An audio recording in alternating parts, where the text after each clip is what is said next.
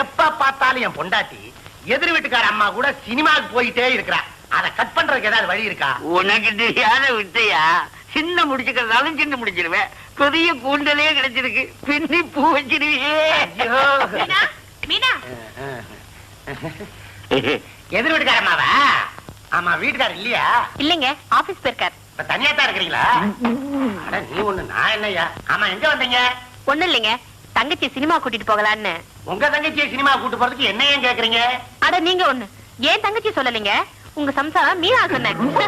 கேட்டுக்கிட்டியா? ஆமா, நீங்க போற படத்துக்கு பேர் என்ன? படிதாண்டிய பத்தினிகள். நல்ல பொருத்தமான பேரு தான். ஆமா, போன வாரம் டிக்கெட் இல்லாம கேட்ட சாத்தின உடனே அதை தாண்டிங்களாமே. சின்ன கேட்டு தானே, தாண்டுனா என்ன தப்பு? கேட்டியாப்பா? வாங்கக்கா போலாம், சீக்கிரம் போலாம், மணி ஆச்சுரி. என்னங்க, அடுப்புல புளிக்குழம்பு வச்சிருக்கேன், சூடானதை இறக்கி வச்சிருங்க.